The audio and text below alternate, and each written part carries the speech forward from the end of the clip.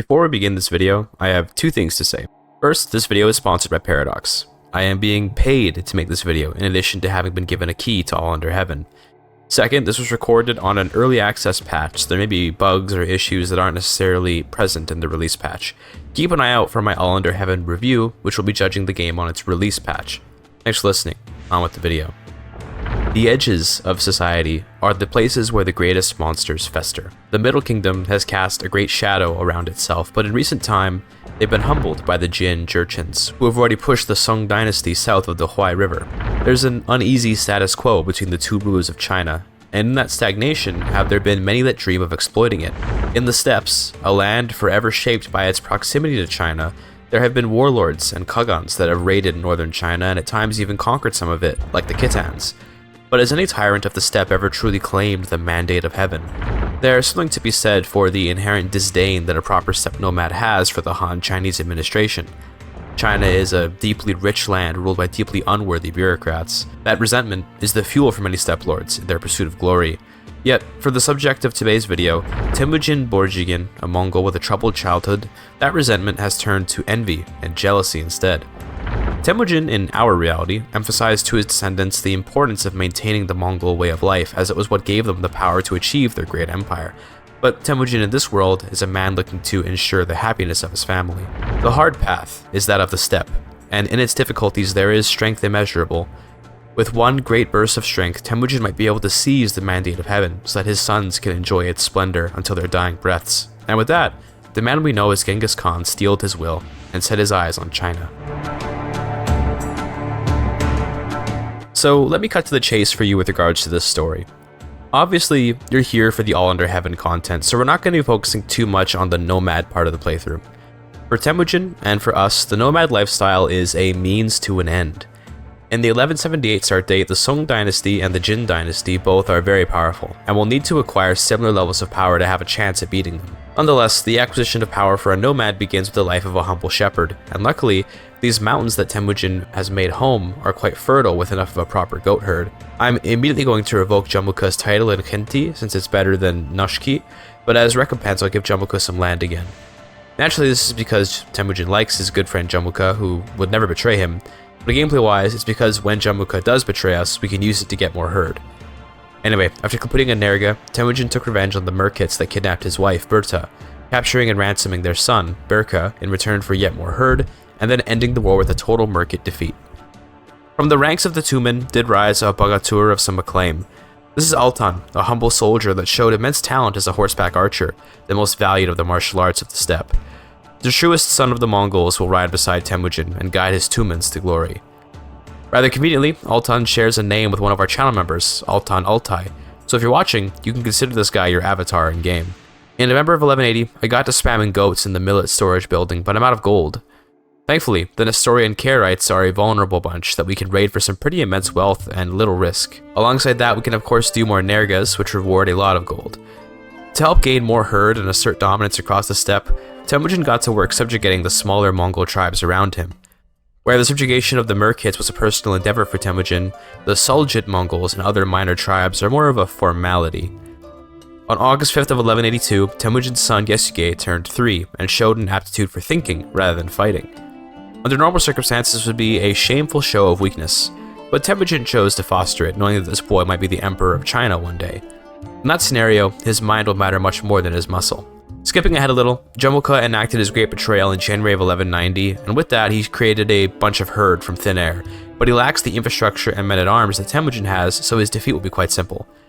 After wrapping up a sovereignty war with the Mongols of the Gobi Desert, Temujin went for Jamukha's throat, both on the battlefield and behind the scenes.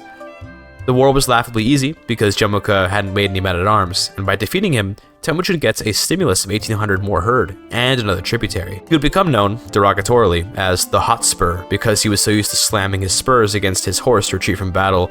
Poor Jamukha, he only wanted to be the greatest of Khans. Using Jamukha's herd to bolster his own, Temujin raised his dominance level in May of 1192, and then the following year got his permanent revenge on his traitorous blood brother. Jamukha is slain, and with his death, Temujin is free to ascend to his destiny as the greatest of Khans. He became the Khan of Otuken in 1194 and ordered a crown be made for his coronation. After all, he'll need something to cover that horrible haircut of his. While preparing to take on the crown of Otuken, Temujin saw his son Yasuge emerge from the yurt a proper man. He spent much time with the astrologers and wise men of his realm, which have prophesied his eventual ascension as a son of heaven. Tungurhu, they call him, and I've composed that name from Tengri, meaning heaven or the sky, related to the famous Chinese word Tian, and Hu, which sounds an awful lot like Oğul, or more commonly the Olu suffix in Turkish. I don't speak any Mongolian, but it's probably close enough to Mongolian that Tungurhu could make some sense, right? I don't know, let me know if you speak Mongolian in the comments. Anyway, that epithet reassured Temujin's ambitions for his lineage, given the Son of Heaven is also the name for the one who holds the mandate of heaven, the Huangdi of China. At his coronation the following year, Temujin was presented with a legendary spear, which I renamed to the Sulfi Skewer, after a channel member of course. Honestly, I'm terrible at naming artifacts. It can feel so difficult to make good names for them sometimes. But yeah, this spear is pretty good with that 40% raid speed modifier. Temujin took the oath to hunt a legendary beast at his coronation, which may prove a difficult task, but seeing as he has 40 years to do it, he'll either achieve it or die before the consequences of failure can impact him. As of June of 1197, this is our little Mongol kingdom, and it's looking pretty good. Most of the Mongols have been subjugated, although some still stand in various places that are a bit out of reach. Nonetheless, the United Mongol, this Kamag Mongol, has put their full weight behind Temujin, in the hopes he can bring them greatness. They expect of him a great despoiler and conqueror, but Temujin has kept them in the dark about his plan to claim the mandate of heaven. Very sadly, Temujin's favorite wife, Berta, passed away in April of 1198, and although he's a strong enough man to live without her, the world just became a little more grey. Temujin took to hashish smoking to cope, with the hope that it might only cloud his mind when memories of his dearly departed enter it, and never else. In May of the next year, Temujin got Yasuge married to a much older woman, Mongoljin, because the young man expressed his interest in a woman with a strong mind. There's no reason to deny the boy what he wants, although such an age gap was kind of scandalous. Anyone that actually voiced that scandal out loud would have their head removed, of course, so the scandal was quickly dropped. Curiously, in October of 1199, Temujin welcomed some religious exiles from India, a group of Jains that espoused a belief in total pacifism. Pacifism sounds pretty good for some loyal subjects, so Temujin welcomed them at the cost of a herd tax. Turns out the thousands of Jains had brought with them their herds of goats and sheep, which would find a happy home in the pastures of Mongolia. Anyway, skipping ahead again a bit to 1204, we can see the Mongol herd growing steadily, but Temujin has been keeping an eye on the Jurchens and Han to the south. For the time being, the Huangdi Xiaodun of the Sung Dynasty is holding the empire together under relentless pressure from the Jurchens, but word has spread that the Middle Kingdom is in dire financial straits and an era of warlords has been heralded. A perfect opportunity for Temujin, it sounds like. In the meantime, through all the war and strife the Mongols had been through so far, Altan, the truest son of the Mongols, had proved skilled enough to be put in charge of his own retinue of mounted archers. To be honest, these retinue horse archers are kind of really bad compared to the Mongudai, but it felt thematically appropriate to create them in light of our acclaimed Bagatur. They're like 3 times the price for better toughness and nothing else. All this horseback warfare has further instilled into the Mongols their devotion to horsemanship, and although the effects of that will take many decades to manifest, the Mongols will become a people even more intertwined with their equine companions than they already were. In an interesting emulation of the Chinese meritocracy, Temujin announced that with regards to his daughters, they would be promised to whatever man could win a series of duels and contests of physical prowess. This has the dual purpose of filtering out any weak men that would otherwise taint the Borjigin lineage, and it would supply Temujin with many sons-in-law that could actually help him with his ambitions to conquer China. An example of this was the marriage of his daughter Chaka to Hachihuluk, some random lowborn guy with 27 prowess. That's a pretty good dude to have around. Anyway, as of October of 1209, I'm just sort of hoping for the Conqueror event to fire, the one that gives Temujin specifically a bunch of herd and makes it very easy to become the greatest of Khans, but alas, I am unlucky so it's not firing. I am making well over 100 herd each month, so in good time I will be able to increase my dominance, but of course Temujin isn't getting any younger. I am really enjoying looking at these borders in March of 1212 though. The beautiful Utuken green has spread across all the traditional Mongol homelands, and with it has been heralded the fall of China, surely. I raised dominance again in May of 1215, allowing me to dominate the Empire of Mongolia. With that, has Temujin subjugated the Oirats, Buryats, Karaites, Naimans, and Kyrgyz tribes west of Lake Baikal, but it has also left him in need of another coronation. Once again, his goofy haircut has been exposed to the world. Then, during that coronation, finally, I did get the Conqueror event, which will trigger a bunch of random events that should shoot my herd up to the legendary 75,000 necessary to become the greatest of Khans. Unfortunately, as a 54-year-old man, Temujin is already kind of old and decrepit. His health is declining, and all that hashish smoking isn't helping. After the coronation ended, a messenger brought to Temujin news that the Sung dynasty had indeed entirely collapsed as predicted. Interestingly though, the Jin too were falling apart, as they suffered a great defeat at the hands of the Koreans. Koreans, Temujin said, finding it strange that they were involved at all in the fate of the Middle Kingdom. Regardless, the fact that both the Jurchen and Han empires are collapsing is surely a good sign for his ambitions. Temujin declared a war to take a small patch of land from the Koreans in November of 1216. He needs siege equipment, and that land he's conquering is full of learned Chinese folks that can perhaps construct for him some effective siege equipment. Without the ability to take down the great fortifications of the settled peoples, he'll have no chance of conquering it before his own demise, which he can feel creeping up on him. While raiding the border settlements outside the Great Wall in June of 1217, a Korean force arrived and challenged Temujin's army with devastating crossbows. Nonetheless, the Mongol tenacity in battle and Temujin's famous feigned retreats would drag the Koreans out into the open plains, where they were slaughtered. Despite his crushing victory, Temujin offered the Koreans a soft exit in the war, taking only Sungan, and with it one gate through the Great Wall. To the Koreans, letting the Mongols into China is much less of a horrible idea than it would be to the Chinese, so this breach of the wall felt like a fair compromise to the total destruction of Korea that was otherwise warranted with a failure to surrender. Rather than immediately put the locals to the sword, Temujin sent messengers to the Chinese people asking for their greatest engineers so they could construct great machines of war. Most of them were likely aware of the intended purpose of these siege engines, but Mongol gold and favor was quite valuable when compared to solidarity with their doomed infighting countrymen. By May of 1220, Temujin has assembled more than enough herd to take the mantle of Genghis Khan, but he has to wait for his dominance cooldown to be up, so there's this kind of awkward middle period where Temujin is literally chomping at the bit, ready to invade China before his health takes a turn for the worse. But he can't, because of a technicality. You hate to see it. Anyway, that cooldown was up in August that same year, and with it, the Great War of Defiance began, which would see the Koreans lead an effort to stop Temujin in his tracks. This war is harder the more land you have, since your war goal is to ensure none of your counties are occupied, but luckily, most of my enemies are choosing to siege my castles in China instead of the highly vulnerable pasture lands of Mongolia. The battles went very well, and the enemy was overconfident, choosing to allow Temujin to fight in terrain of his choice. That would be a critical mistake for them. Temujin was left scratching his head when near the end of the war in March 1223, he saw foreign soldiers sieging his castles. What are the Arabs doing here? I guess they have foresight of the fate of Baghdad should this Mongol Empire come to be, and are hoping to stop Temujin now. How funny. This war ended after the total defeat of the Arab armies, and with that, as the Kurultai crowned Temujin the greatest of Khans. He took the name Mongol Khagan, although looking back I should have taken Tengri Khagan, given his obsession with the heavens, but oh well. With the rise of the Mongol Empire has come a man with a true claim to the mandate of heaven, earned not by blood, but by merit. Only someone blessed by Tengri could possibly achieve all that Temujin has, and thus he worked to assert his claim to China. It's time for the first Mongol onslaught, which will target Korea. This CB will subjugate the entire realm, so hilariously, the first conquest of China that the Mongol Khagan will engage in will also be the conquest of Korea and some peripheral land in Manchuria. The war ended in June of 1224, and whatever land was seized from the old administration would be given out to Temujin's other sons. Now he need only put down some smaller kingdoms in South China, and of course defeat the Jin dynasty. He decided to announce a decree to all of China, that war was declared forthwith upon all those that did not immediately surrender to the Mongol Khagan. The Son of Heaven has arrived to claim his mandate, and he will not tolerate blasphemers.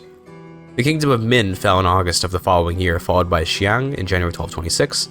Next was the kingdom of Chu in March, just a few months later, and in case you're wondering how I'm doing this so fast, by the way, it's that you can raise Mongol special units without any time if you do it by clicking each unit particularly, instead of hitting raise all, as one would normally do in the military UI. That means I can win a war, disband, and re-raise the army right next to my target, and cut down on travel time immensely. Essentially, Temujin's teleportation technology can be chalked up to a speedy horse-based army, let's say. Regardless, the next victim of the Mongol onslaught would be the Vietnamese, who had thought themselves strong enough to be a contender to the Mandate of Heaven. They were defeated and incorporated into the Mongol Empire in September of 1226.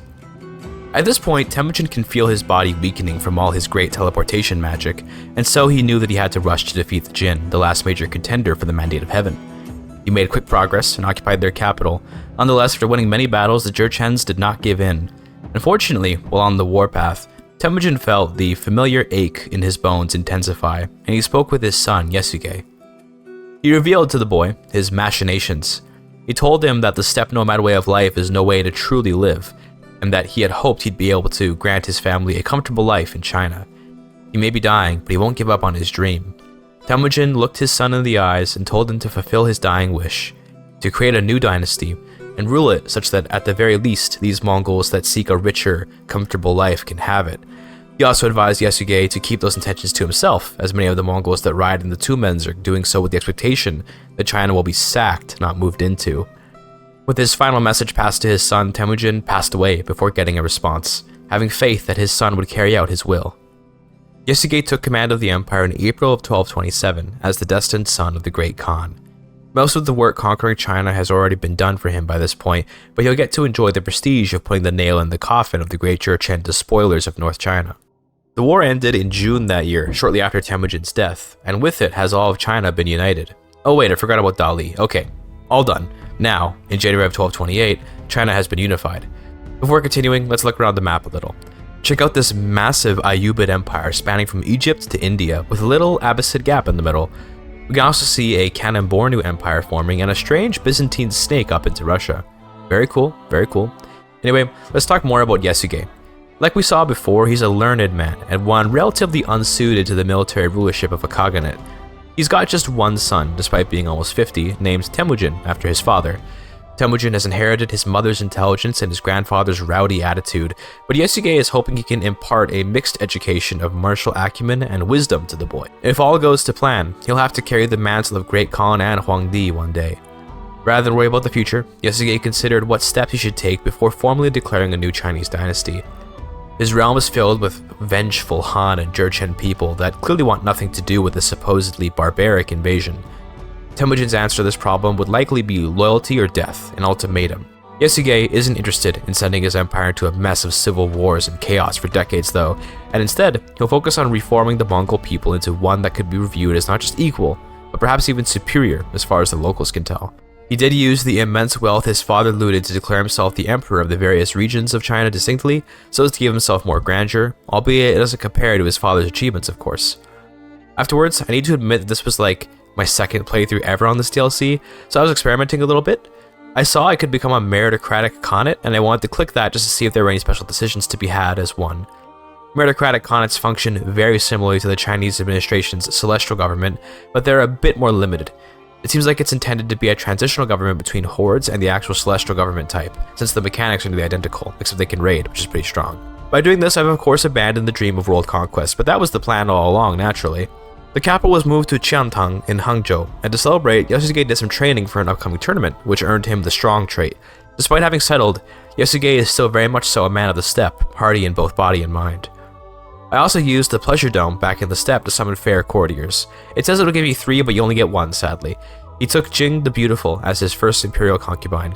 She's a local Han girl, and through her, Yasuge is hoping to learn a bit more about the Chinese culture and customs.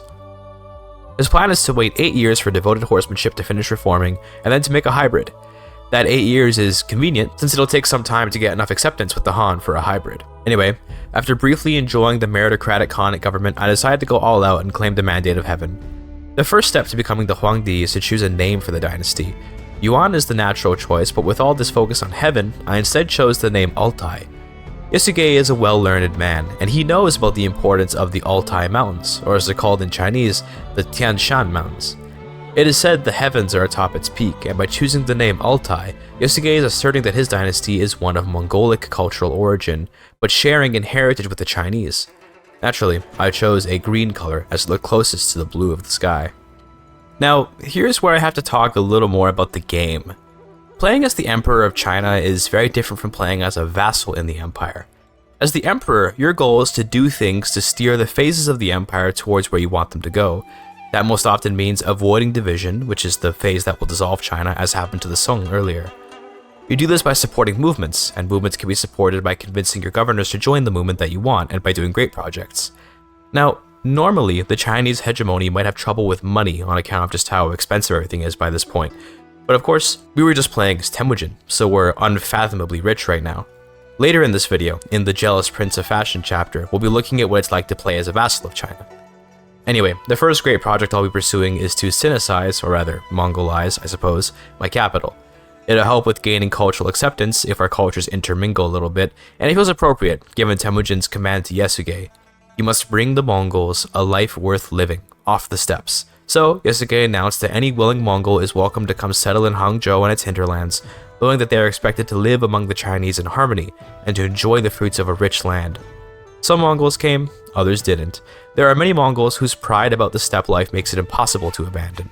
As a celestial government realm, I have access to an estate, which I will very quickly build up thanks to the trove of looted gold from earlier, and in terms of the dynastic cycle, I'll be favoring the pro-Altay movement and pushing towards advancement, which is a peaceful, development-oriented cycle.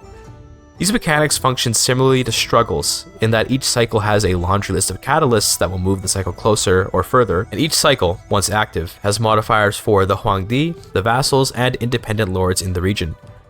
An interesting note about this particular version of China is that it's not just Mongol influenced, but also Korean influenced, thanks to that conquest from earlier. You see, every title in the hegemony is available for any character to inherit via a system similar to the Byzantine administrative government. Looking at the province of Hunan, which are granted to a Mongol, we can see that there are a whole lot of Korean-looking names in there, and I find that very funny. There is a decision to promote cultural governors, which I clicked earlier, and it adds a bonus appointment score to anyone with my culture, so in this case, Mongol, but of course we'll need to get some merit on our Mongols for them to have a better chance to get governorships. This is also a lot of what you do as the Huangdi. You have a push and pull as the emperor, where you want to create high merit rulers that will inherit governorships because this helps push you towards better cycles like advancement. But if those rulers support movements that don't like you, like the conservative movement, you might be giving a lot of power to people that want to take you down. You can always simply not host any examinations if you want, which would result in everyone having low merit. By having a low merit society, you can more easily get people of your culture in power, but you'll be triggering catalysts towards tension and eventually division, because low merit rulers are gaining power. Considering that I'm intending to make a hybrid culture and that my current ruler is quite well liked, it should be fine to allow exams so that people can gain merit. As a vassal, exams are a very hype moment, as they're your opportunity to get huge merit bonuses, but as the Huangdi, you instead are, as the intent says, scouting for talent. You might find highly skilled courtiers, or be able to grant your blessing to certain people in the exam. Of course, this is all done via random events, so you can't really pursue one particular person and try to bless them, which I would have liked to see. Again, I'll have more to say about this stuff in my review. By the end of the exam, some people have passed and others haven't, but we've got some legitimacy regardless. Yasuge is already at the maximum legitimacy level as the founder of the dynasty, but for future emperors, hosting exams is a great way to gain legitimacy.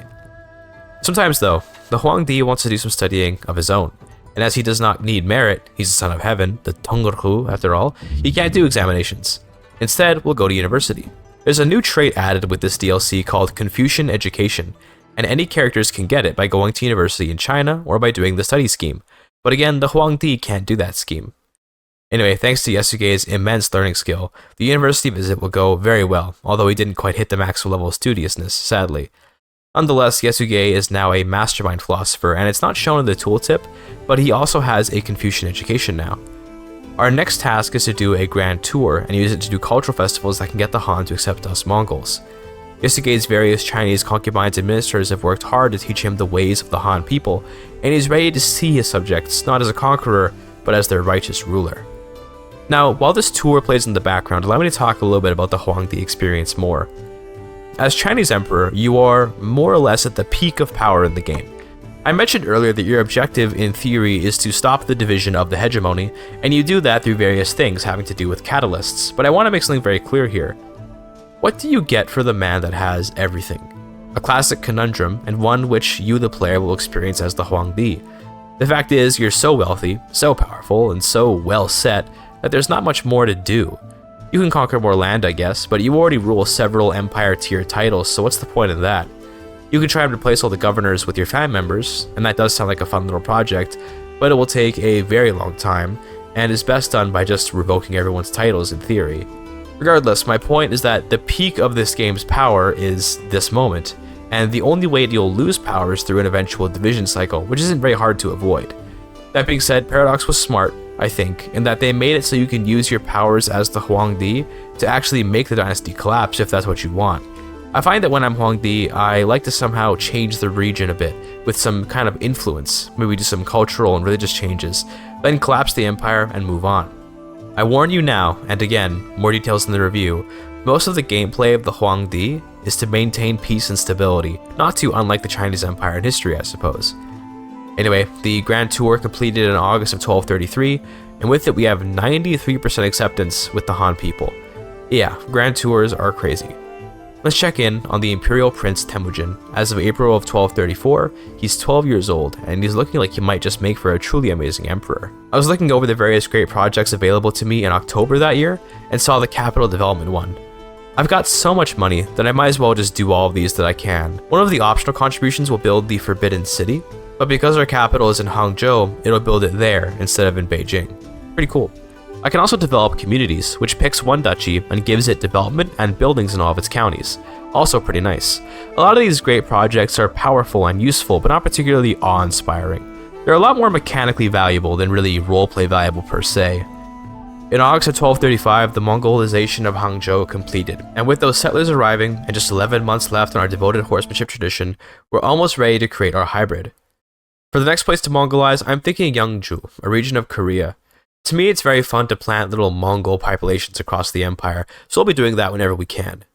Checking in on our cycles in January of 1236, we can see that advancement is upon us, and we're about to exit the conquest era. From conquest, you can go to expansion, advancement, or tension. Advancement is a peaceful cycle of development, expansion is an outward expansionist cycle, and tension is the cycle that comes before division. During advancement, we unlock the metropolitan administration for our governors, and the cost to make new men-at-arms is massively increased, as well as their maintenance, but building costs are reduced.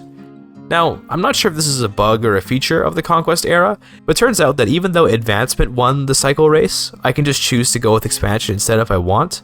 This might be intentional, to give the conquest cycle some value, as it's only obtainable by making a new dynasty, but it's fine. To celebrate this new cycle of advancement, we finally created the new culture. This is the Tianren culture, meaning heavenly people in Chinese. It feels appropriate considering the Altay dynasty name and the lineage of the Mongol Khagan running through Yosuge's veins. We'll be gaining 48 new innovations, very nice, and we'll be converting over 100 Han governors to our new culture. In terms of our traditions, we took devoted horsemanship in memory of our steppe heritage, art of war, incorporating the Chinese military traditions into the culture, court machinations, relying on the Chinese bureaucracy to govern, scholar officials, emphasizing state loyalty and Confucian ideals into society, and finally, cultivation, a tradition which encourages people to live healthy lives and treat their bodies like temples.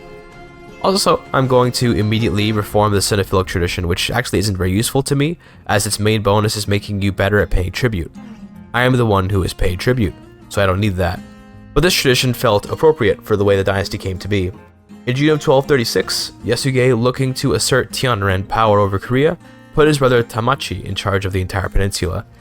Note that his merit rank is only level 6. Doing this will push me towards the tension cycle, but I want to reward my brother, so I'll be doing it anyway. I'm also going to make him into an industrial administration governorship, increasing his wages and spending on development of his region. Basically, I'm doing blatant nepotism, which is averse to good Confucian government, but you know, Yasuge loves his brother. Finally, I'll be ordering him to spread the culture in the hopes of Mongolizing Korea for no real reason other than that I can. In September of 1236, Yasuge earned the nickname the King of Beauty and Noblesse, and this name was given to him for his successful integration into Chinese society. Although all know of his origin as a Mongol, they see him as properly assimilated and as a full member of Chinese society. In fact, in many ways, his knowledge of the Confucian classics and of the Chinese ways made him more Chinese than any other Han people that neglect their duties. His only flaw, we could say, is his adherence to the Tengri faith, which is certain to be seen as foreign in China. I completed a legend in February of 1237, and I tried to use its power to incorporate a kingdom into the Chinese hegemony, hoping to add Mongolia to China by law. But the decision seems to simply not function, unfortunately. Very sad. Regardless, the Altay dynasty entered a period of total peace and prosperity here, just as Prince Temujin came of age. This boy is deeply talented, becoming a brilliant strategist and gaining some knowledge of the Confucian education. He was married to the genius Jing Dezhou, and then Yasuge searched for a governorship he could give to his son so he might get experience governing before one day taking the throne. First, he must be mentored though. Down in South China, around Guangdong, Yasuge chose Governor Ji Liang, the poet, to become the new military governor of Lingnan, with the idea that he might lay some groundwork, after which Prince Temujin could take the reins. Immediately, Yasuge hosted an imperial examination, glaring at his son to get up and take it. Temujin, more a man for war than studies, grumbled but understood that part of his responsibilities as a prince is to set an example.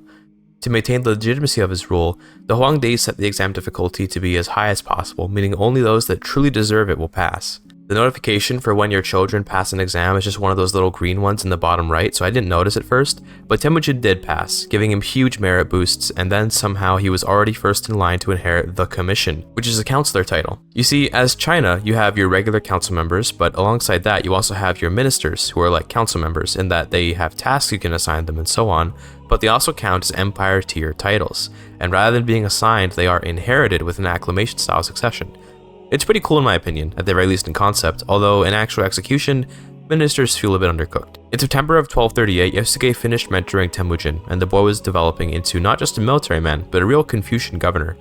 Temujin had his first son in January of 1239, a genius named Boldachar Mukhag.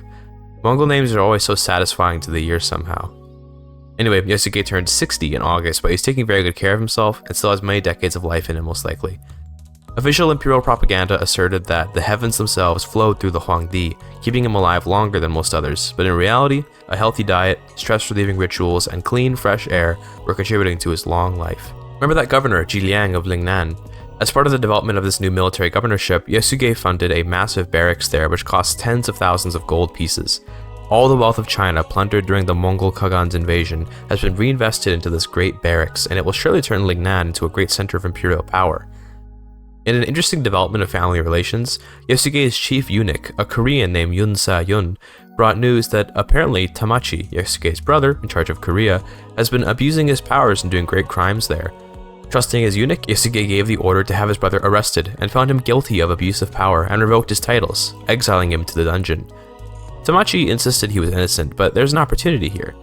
Rather than sending Temujin to Lingnan, where his military power would prove useful, you should first learn the ways of proper civilian governance, which you could do in Korea.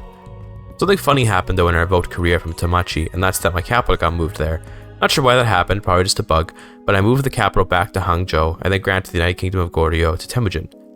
In the meantime, Tamachi was forgiven and granted the more humble governorship of Jianning, where he can work to redeem himself after his crimes in Korea. I did something super funny in April of 1242, and that was that I noticed the Japanese shogun Taira Mitsunaga had paid me tribute a while ago, which makes him my hegemonic tributary. Did you know you can demand conversion on your tributaries? That's right, Tengri Japan is here. I doubt it'll really make much happen, but it's very funny at the very least. Usually Japan wouldn't pay tribute to China, but I think because it conquered Sakhalin, it gave us a land border, as Japan ruled the bottom half of the island there, thus making the AI want to pay tribute rather than be invaded. For the next Mongolization process, I'll be Mongolizing Guangzhou, which has a lot of counties in it. Very nice. The good governance of China continued, but rumblings of an earthquake began in Yongzhou around June of 1243. Natural disasters can lead to a rapid change in the cycle as it causes death and a loss of faith in the emperor. During an earthquake, you'll get spammed with events telling you that people are dying and you're losing development, and then, once it's over, you can do a great project to reconstruct that destroyed region. I took another look around the map in January 1246 and saw the Byzantine emperor was a Khagan. Turns out some Bulgar, not Bulgarian but Bulgar, took the throne via a faction demand of all things. Khagan Sul is a greedy, paranoid drunk, and the governors of Byzantium said, yeah, that guy should be Roman emperor. Very funny. The Mongolization of Guangdong was completed in September of 1246, and next I'll be doing the same Sinicized project out in Mongolia. What this project does when used on steppe holdings is turn the nomad holdings into castles and increase cultural acceptance with the local cultures there. Again, a pretty powerful effect, albeit quite expensive. Anyway, in May of 1248, I somehow inherited Lingnan back. I think this too is a bug, since in the Chinese succession system, governorships are meant to pass on to new governors over and over, not go back to the emperor, but regardless, I chose to hand out Lingnan to my other son, Badai. You see, Temujin has Korea, and he's doing well there. He'll get lots of opportunities to use his skills once he's emperor, but having a sibling in charge of the massive governorships of Lingnan will help keep the empire loyal for sure. Badai is the opposite of his brother Temujin. As a well-read but heartless and cowardly governor, maybe the two actually won't get along. Time will have to tell. It was when Yasuge turned 69, nice, years old, that he started to consider his own mortality. He's a worshipper of Tengri, at least for now, but it feels like perhaps there's greater wisdom to some of these local faiths. Chinese religion is a tapestry of Confucianism, Taoism, Buddhism, and local faiths. There are many kinds of Buddhism out there, and that religion has most strongly resonated with Yasuge. I was immediately drawn to the Maitreya Buddhist faith because I saw that it had a Buddha in fire. Extinction of Dharma, of duty. To understand Maitreya Buddhism, we have to understand Maitreya, which is in most branches of Buddhism regarded as the successor of Gautama Buddha, the original guy.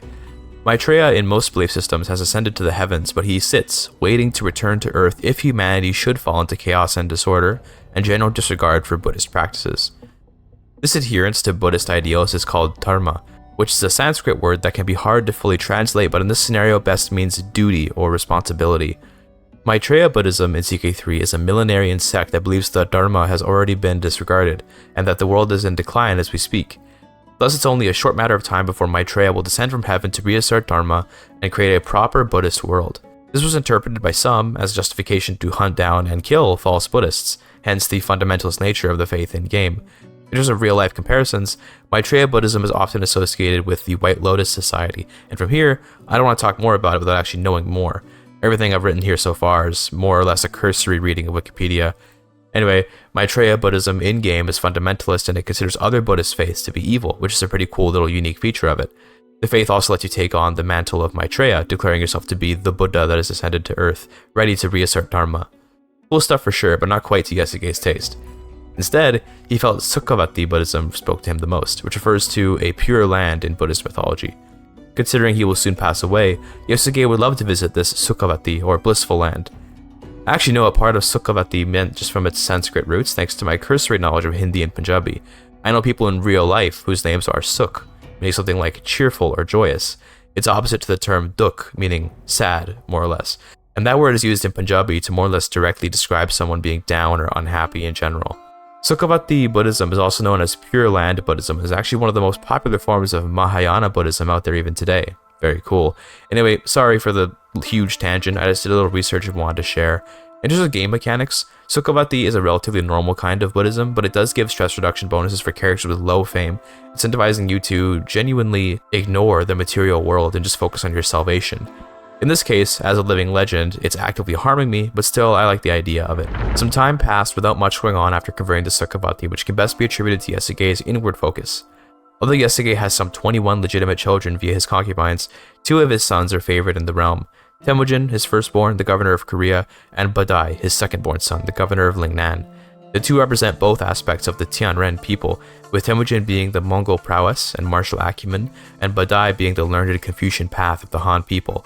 The hope is that the 2 might teach each other about the gaps in their own education, but Badai so far has proven to be a somewhat jealous son, upset that his older brother, who has little knowledge of the Confucian classics, will be emperor, and he'll be stuck governing backwaters in the empire for his life. Despite Yasuge's inward meditation and focus on Pure Land, he would be drawn out from his chamber to deal with some nomadic separatists in Mongolia. By this point, the Tengrist Mongols believe that their emperor, their great Khan, is no longer a follower of the nomadic way, and thus he has lost the mandate of heaven. Their attempts at separation will be put down, even if Yasuge would handwave the issue, calling it a materialist waste of time to worry about the state of China. There were several of these nomadic rebellions, but all of them were easily defeated by the combined Sino-Mongol armies and their ability to fight with great efficiency on the steppe. Around March of 1259, Yasuge finally felt his frail old body start to give in to the inevitable march of time. He's 79 years old and in poor health. Not quite as agile as he once was and a little more absent-minded than he used to be, Yasuge is slowly degenerating, but with a smile on his face as he does it. In 1261, he completed a legend that he had been spreading throughout the realm about the Tian Shan Mountains and used its influence to declare a new Pure Land. The peak of Tian Shan, which goes by many names but is called Tuomurfeng in Chinese, is a place that touches the heavens, and just above it sits Tengri, the eternal sky god of Tengrism. In the new lore outlined by Yasuge, Tengrism has been integrated into Sukhavati Buddhism, spreading the new Buddhism across the realm. I should add here that I'm just role-playing. All I did was evangelize to the realm, but I think it would be cool to imagine something like this considering how influential Yasuge is in Chinese society by this point. Thanks to that legend, much of the realm follows Yasuge's Buddhism, which is very impressive. Here's our cultural spread as of August of 1262. Thanks to the Sinisai's great project, we've been able to spread the Tianren culture across the empire and truly create a new society in China. With the conversion of much of the realm to Buddhism, the nomadic rebellions of Mongolia stopped, at least for now, and Yasuge continued his prosperous rule up until around 1266, when he caught consumption. Being an old man by now, he was unlikely to survive. A few months after suffering with a bloody cough, he did pass away in May of 1266, leaving Temujin to ascend as emperor. Rather than sit atop the Chinese throne doing very little and watching the game pass by, while choosing a new destiny. Naturally, Badai, the Prince of Fashion, and Governor of Lingnan. Immediately, in the hopes of establishing himself as his own source of power in the empire, Badai created a cadet branch of the Borjigin family called the Nanhai Borjigins. It would have been better named maybe something like the Badayid House, following the Jochid, Chagatai, and Ogadai naming conventions of real life. Regardless, it's important to do this because otherwise Badai won't have an estate, and without an estate, he can't become a landless governor in China. It's important to be able to step down from governorships in China so that you can take exams to increase your maximum merit level. Badai immediately joined the conservative movement, which is a movement centered on the dissolution of the empire and the creation of feudal-like families that have their own land, rather than governing in the name of the Huangdi. Having basically no buildings in his estates, Badai chose to embezzle money from Lingnan to help pay off some of his debt. But in September of 1266, Huangdi Temujin hosted an exam in Hangzhou, and so Badai stepped down from his governorship to attend it and pass it, hopefully. For a brief moment, Temujin appeared to supervise the palace exams, and Badai could barely contain his jealousy, but it fueled him to get a near-perfect score on the test. He passed with flying colors, and on account of that, immediately reached the highest level of merit. From here, it will only take a short period of time for Badai to once again acquire a great title in the Middle Kingdom, as his merit is undeniable. His first appointment came in March of 1268, as he was assigned to the prefecture of Suzhou in central China. It's a significant downgrade from Lingnan, but in good time he will gain even better titles. This is the basic loop of playing as a vassal in China. You gain titles, use those titles to gain resources like gold, and then via your merit score obtain even better titles. By default, you can only inherit a new governorship every 5 years, but you can take a decision to stop the cooldown right away or make it permanent until you turn it back off. I appreciate that, because I don't really want to govern this single county for 5 years when there are much juicier titles out there. In August 1268, Badai was promoted to the governorship of Indrapura in Vietnam. The land here is actually a series of temple citadels rather than traditional castles and temples. This is a feature of the Mandala government, which I'll be looking at more in another video. Although Indrapura was pretty rich, Badai was quickly whisked away back to China after the more important city of Chengdu needed a new governor. Finally, after going through titles over and over, Badai earned the Ministry of Works. And this is where I unfortunately have to point out how much I dislike actually playing as a minister. You get access to some nice decisions like the ability to create highly skilled characters for your court, but your governor's salary is pitiful compared to how much money you can make by having an actual governorship, and your influence in the government is pretty minimal despite the supposed grandeur of your position. Thankfully, Badai was quickly promoted to the Secretariat of Yongliang, a much more profitable title, but from here I was kinda getting bored and decided it was time to end the run. Playing as the Huangdi is kind of boring since your goal is to just rule peacefully more or less, and playing as a governor can be very fun, but not when you're just going through titles over and over with little ability to influence the cycles of China. I did have a very fun time playing this run, and the roleplay was off the charts, but I think it was kind of spoiled by starting as Temujin, giving myself way too much power to start the game with. Regardless, Badai would go on to live in Temujin's shadow, referring to his grandfather and his brother in this case. His jealousy made him a poor example of a proper Buddhist, while Temujin's dedication to the Buddhist ways made him a great Huangdi, loved by all. The future of the Altay dynasty looks bright under Temujin's rule, but time will tell if his children can carry the legacy on. I hope you enjoyed the video. Now I'll once again plug my review for All Under Heaven, which will go into my thoughts and opinions on the DLC. Thank you for your time.